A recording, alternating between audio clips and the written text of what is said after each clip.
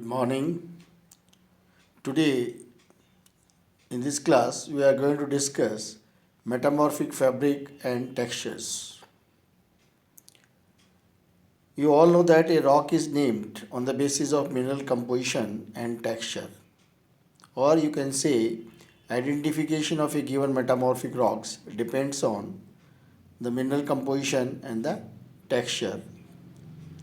Metamorphic rocks undergo deformation during their crystallization as a result of pressure influence. Means that the deformation that takes place during crystallization is a result of the pressure influence. Orogeny described to long-term mountain building. Example, Pan-African orogeny. The orogeny may be comprise several tectonic events, have several deformational phases, have accompanying metamorphic cycles with one or more reaction events. The tectonite is a deformed rock with texture that records the deformation. Now in this diagram you can see it that the deformation orogeny, this metamorphic fabric and texture, or you can say the grain relationship, refers to shape, size of the individual grains, orientation of the individual grains. Then third, the arrangement of the mineral grains in metamorphic rock. Means once we say the texture, or the texture in general, when we say it is shape, size of individual grains, orientation of the individual grains, and the arrangement of the mineral grains. Then structure is used for large features. Fabric refers to the complete spatial and geometric configuration of textural and structural elements. Now the textures, importance of textures in metamorphic rocks to decipher the order of crystallization of minerals. Means if after the thorough study of textures, one can work out the order of crystallization of different minerals. This is one of the importance of study of the textures. The next is that sequence of events involved in forming the metamorphic rocks. You all know that the signatures are recorded in the rocks, are left in the rocks, from which we interpret the past.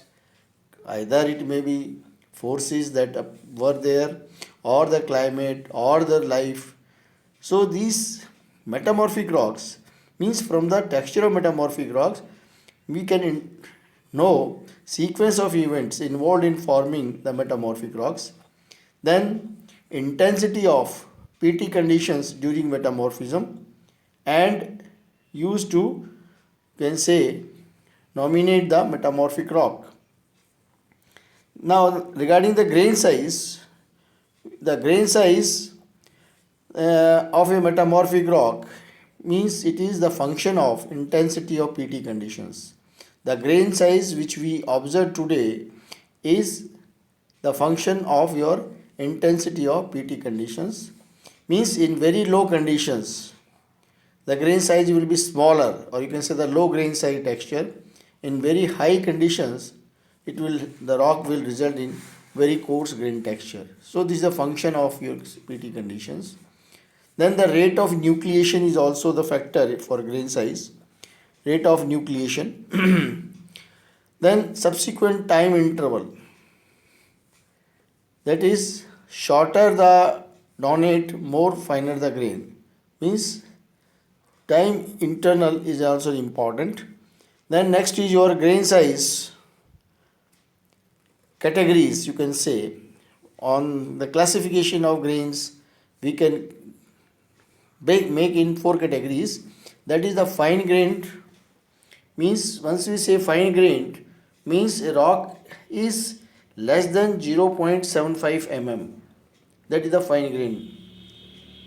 Then medium grained from 0.75 to 1 mm. Then next, coarse grained means 1 to 2 mm size. And the fourth, the largest category is a very coarse grain, means when the size of the grains is more than 2 millimeter. So in metamorphic rocks, the grain size is, just we said, the function of PT conditions, but whatever it is, the sizes can be grouped into four categories: fine, medium, coarse and very coarse. In the next diagram, you just see it, the different, you can say, this is a very interesting, you can, if this is a thin section of the rock, and this you, from this you can just observe, these are the garnets, this is pink colored, you can say, this is the brown colored garnets in a rock. Now the texture texture donating planar or linear elements. Now in this diagram you can see it, this is your planar, this is your planar, this is planar, this is planar, right? Or you can say no preferred orientation. In this diagram there is no preferred orientation, but in, as far as this diagram is concerned, this is preferred orientation of planes. In this there is no preferred orientation of the planes, right? Similarly, this is a linear, this is an linear, now but without no preferred orientation. In this is this side, this is then this side, then this side, this is no preferred orientation, but in the same you can see the preferred orientation directions, right? So this is, you can say, the linear objects. This is the linear feature, this is the planar feature. That planar feature, that too is preferred orient, having the preferred orientation. In the first, you can say, in this line, this is your, say, planar, but it no preferred direction in this one. Similarly, this is a linear but no preferred orientation. In this case, it is planar and preferred orientation. It's not, no, this is linear but planar, this is preferred orientation, this is foliation, and this is lineation. Lineation means linear line, right? So preferred orientation, this line is for the preferred orientation, this is the planar preferred orientation, this is a linear preferred orientation, this is planar non-preferred, this is linear non-preferred. Once again I repeat it. Now this is plane, both these are your, you can say it, your planar. This is planar, right? This is planar, but this is non-preferred because this plane is this side, this is this side, this is this side. It's non-preferred. But in this case, the planes are in have a preferred orientation. Similarly, in this case, this is a linear in a line form and non-preferred, whereas this is in the preferred orientation. So if a line, that is your lineation, and foliation is for the planar features. You can very well observe in this diagram, this is your linear, this is non-preferred orientation, this is, see, the grains are here, there, like this, non-preferred, and whereas in this diagram they are preferred orientation. This is due to the stress. Now stress, the grains get elongated perpendicular to direction of stress. So in this, if the forces might have applied, may have been in this directions, so the grains have been elongated in this direction. Because initially when in the protolith the grains were, you can say, they were oriented differently, they had no preferred orientation, as you can see here. But due to the stress, they have become the oriented parallel, and that too perpendicular direction of stress. You can see in this diagram, right? So this is this is the sample. In the sample, this is sample of your rock, which is, this is the grains, they don't have preferred orientation. Here they have preferred orientation like this, right? Now the foliation types, if you want, this is the identified layering, this is a foliation, just we told. in a metamorphic rock is a result of parallel arrangement or distribution of planar elements that include. Means foliation, repeatedly it is being said that foliation is a planar and that is layering, layer is a plane. So foliation defined by layering in a metamorphic rock as a result of parallel arrangement or distribution of planar elements that include, that may be compositional layering, means the different minerals according to their composition they have parallel arrangement, they may have their different layers, means defined by alternate layers composed of different mineral composition and or different grain sizes, easily recognized by the differences in color of layers. In the diagram, you can very well see this is dark mafic minerals, then the felsic minerals, then mafic minerals, then the felsic minerals. So this is foliation. It may be due to parallel arrangement of, you can say, layers composed of different mineral composition or of different grain sizes. It can also be on the basis of size and due to composition. Right.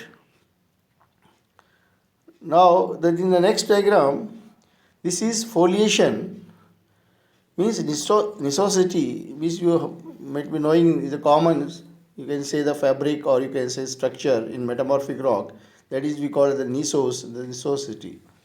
Now, this is defined by the compositional layering of equant crystals, right?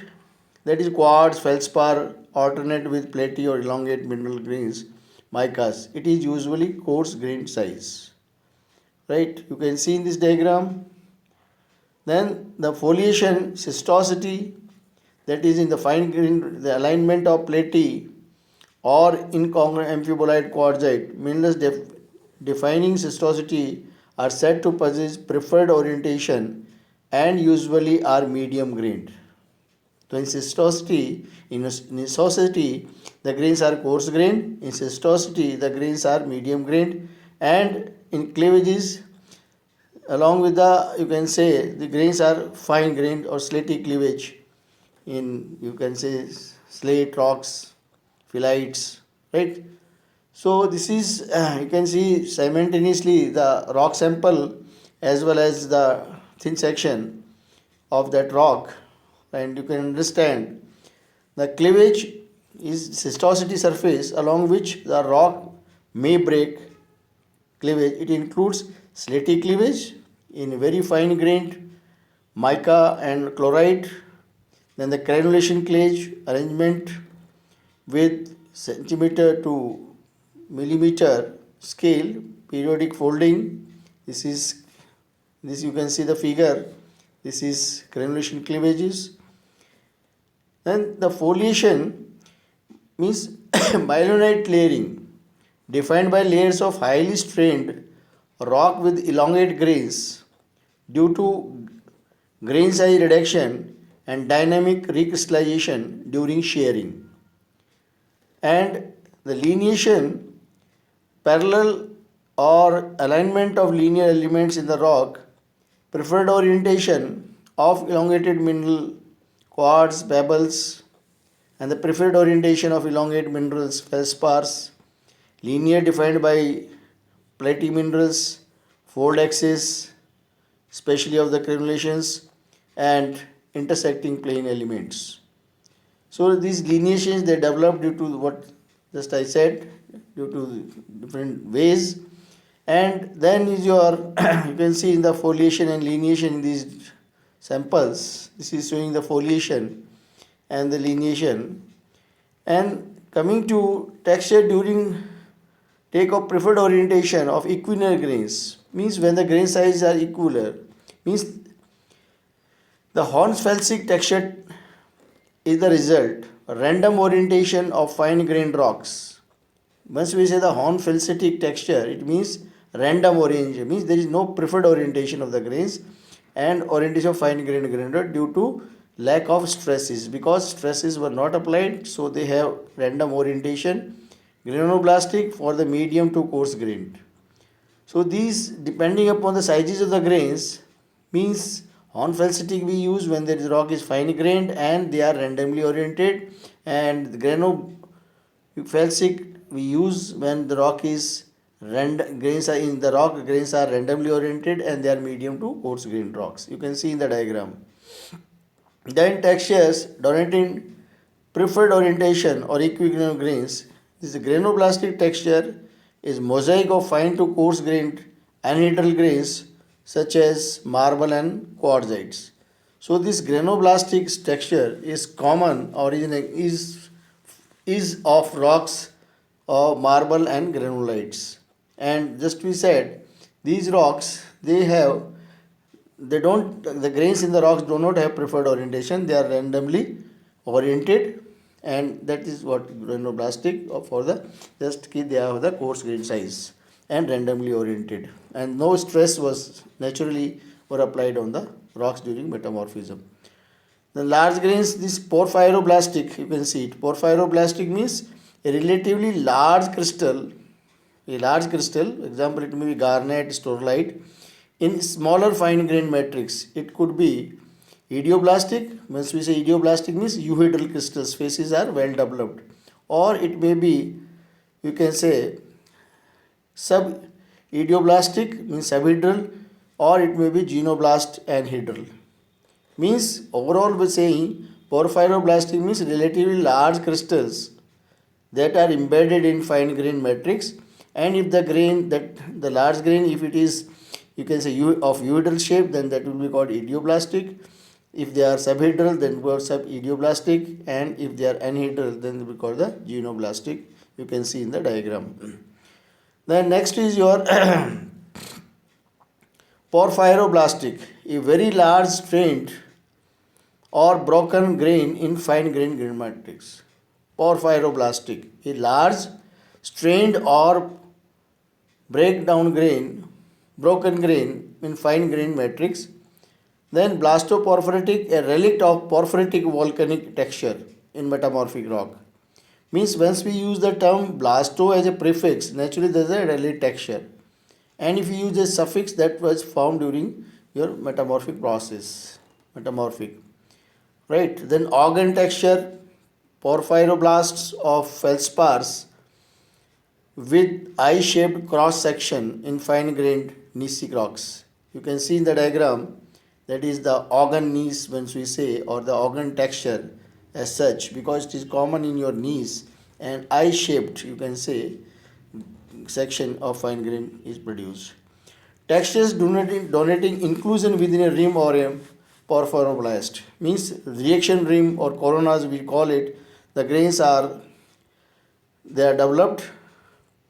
This means central part. This I will show in the next this diagram. You can understand. This is your this is the central part. This is olivine, and due to reaction is surround with the CPX, means your OPX and CPX. This is OPX means orthorhombic pyroxene, then CPX, then hornblende, and then your garnet. Right. So this is outward. If you move it, central part it is olivine, then it is clinopyroxenes, then it is hornblende, and then it is garnet. So if you notice such sort of mineral occurrence, particularly it is observed under microscope. So the central part is olivine, it will be surrounded by orthorhombic pyroxene, then it hornblende, then garnet. So these are called the reaction rim or the coronal structures.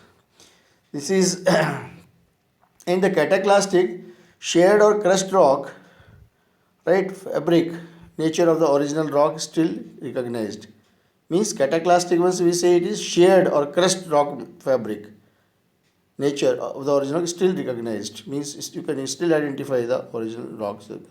Then the myelonite texture, extremely shared, stretched and recrystallized grains, typically foliated, containing ovoid relic crystals. Right. So this is myelonite. Is you can see in the diagram. This is extremely sheared, stretched and recrystallized grains, typically foliated, containing ovoid relic crystals. Once we use the term Proto-myelonetic texture means slightly shared, and once we use the ultramyelinating texture means they're extremely shared. So it depends upon how much or what to what extent the rock has been shared. So this was about the metamorphic fabric and texture. Thank you very much. See you in the next class.